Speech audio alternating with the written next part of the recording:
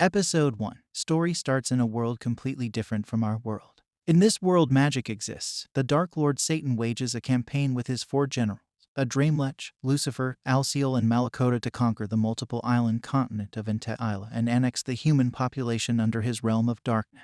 However, a brave hero soon arose and led the human armies against the dark forces and pushed them back to their stronghold. Here, with advice from Alciel, Satan faces off against the hero but eventually admits defeat, and instead, along with Alciel, opens a dimensional portal and leaves their world with a vow to return. The portal exits in present-day Japan, and in addition to being shocked by their new human forms, Satan and Alciel are taken to the nearest police station. Here, Satan is able to cast a spell at Inspector Sasaki, and learns a bit about this new world which is completely different from his world. In this world, the magic is just a theory. No one believes in magic. As events progress, Satan and Alciel get new identities to live and to hide their real identities from the people of this world. Sadao Mao and Shiro Ashia, respectively, are able to secure a residence, open a bank account, and go job hunting in order to survive. Sometime later, on his way to his part-time job at MG Ronald's franchise, Sadao encounters a beautiful scarlet-haired girl at a crosswalk and offers her his umbrella to shield from the rain. While Sadao works, he entrusts Ashia to take care of their domestic needs as well as research means to replenish their magic powers and return to Isla. While at MG Ronald's, Sadao not only experiences a seemingly random mild earthquake, but faces a dilemma on whether to use his remaining magic to repair the broken friar, eventually not getting a chance to either way. Nonetheless, while impressing his fellow co-worker Chiho Sasaki with his people skills as well as the higher-ups through his dedication, he's able to secure a permanent position. As he excitedly pedals his bicycle home to tell Ashia, he is once again confronted by the scarlet-haired girl who is revealed to be the hero from their dimension, Emilia Justina. Episode 2. In the wake of Satan and Alciel's departure from Isla, Emilia and her comrades decide to give chase. Back in present-day Japan, Sadao tries to reason with Emilia, now under the identity Emi Yusa, but she instead pulls a cheap knife out of her bag and makes to attack him. Afterward, they are both arrested and brought to a police station for questioning where the officer in charge mistakes them for having a lover's quarrel, much to Emi's protests. On their way home, Emi threatens Sadao by letting him know that she knows where he lives, although he just shrugs. The following day it is revealed that Emi works at a call center and does a bit of domestic shopping after work. Later that night, while feeling angry that she isn't living a better lifestyle than Sadao, she decides to pay them a visit.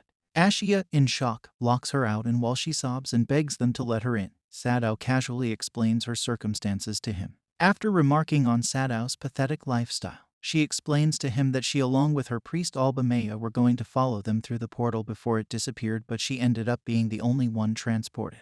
Sadao then explains that he will work his way up the workforce and eventually take over Japan, which Emi again finds pathetic before she leaves. Over the next few days, Emi begins stalking Sadao and Ashia around town and learns that they are living good, humble lives. She then visits Sadao at MG Ronald's and asks to meet him after work at a crosswalk. Chiho Sasaki, noticing Emi's beauty, Emi is so much beautiful that it's make Chiho jealous, and later asks Sadao about the recent earthquakes, and he says that he is living with a male roommate, much to her relief. Afterward, while meeting Emi, she asks Sadao if he ever considered staying in the human world, but he exclaims that he will return to rule Isla before he is pathetically knocked on the ground.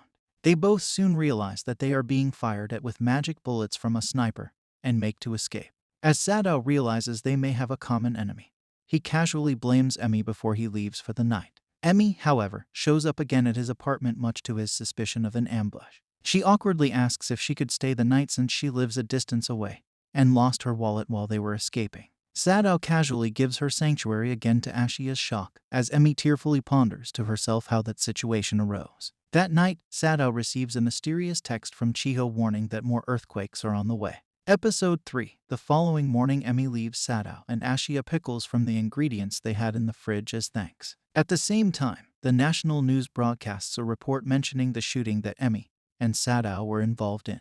Chiho can't help but feel delighted as Satan accepts her offer to meet and talk about the earthquakes, with caution from her mother to be wary of muggers. Meanwhile, Emi receives an anonymous call at work from the same enemy who shot at them the previous night, explaining that destroying both her and Satan would be in Ila's best interest. Later, the police are able to track down Sadao due to his bicycle, and Emi is forced by the police to vouch for his identity. As they leave the station, Emi tells Sadao about their common enemy and warns him to be careful for his life because Sadao enemy really hates her, and since killing him is her first job and priority. Afterward, Ashia buys Sadao new clothes for his date with Chiho. Ashia wants that Sadao looks really great and attractive on his date. Finally, it's 5 p.m., the time of the date, unbeknownst to Sadao. Ashia starts to care about Ashia. He starts to think that nothing bad happens in his date, so Ashia follows them to a nearby cafe where Ashia and Chiho was going for a date to make sure nothing happens to Sadao. As he suspiciously watches them in the cafe, Emi catches him in the act and is utterly shocked to see Sadao on a date, and enviously remarks at Chiho's cute appearance. She drags Ashia into the cafe so they can eavesdrop. During the date, Chiho explains to Sadao that she had been hearing a strange language lately as the language of Isle unknown to her, and that the people speaking were trying to contact someone and made references to a large earthquake soon to occur. Sadao realizes that the phenomena were an interdimensional communication system called Idealink, and that the earthquakes were most likely caused by a sonar spell trying to detect him and Emi. At this time, Sadao notices Emi walk into the cafe and loudly makes his intention known of helping Chiho. As Chiho is about to confess to Sadao, she is stopped by Emi, and Chiho misunderstands by thinking that she is Sadao's ex-girlfriend, and that's why she did not let her confess. Chiho and Ashia get into a loud argument because of Chiho misunderstanding. Suddenly, a large-scale earthquake strikes in the area. When Chiho awakens, surrounded by devastation, she and Emi make up, and Emi warns her to stay away from Sadao, not to get close to him, before using a sleep spell on her. With Chiho unconscious, Emi calls out to Satan, who appears from some debris in his demonic form with increased amounts of magic.